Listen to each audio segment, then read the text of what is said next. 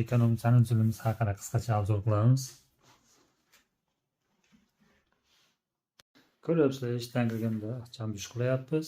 Yoniga rakovina, bu yerga chashagan qo'yib berganmiz. Devorimizda dekor plastik berganmiz. Ko'ryapsizlar.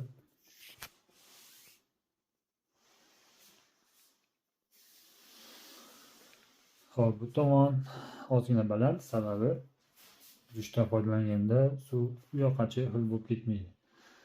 Rakovinamizni quyiroqchaga joylashtirganmiz. Mustahkam uchun ham joyi bor. Xonani elektr spiral orqali isitamiz. Ko'ryapsizlar. Hozir 10-gradusda turibdi. Bu xonani qishda muzlab qolishdan asrab turadi. Lekin 100% isitib zo'r effekt bermaydi, lekin haroratni plyusda ushlab turadi. Kirganda odamning oyog'i junjikmaydigan holatda bo'ladi. Bunga oddiy avtomat qo'yib berganmiz. Ko'ryapsizlar, issiq sovuq suv tizimi hamma yoq bor.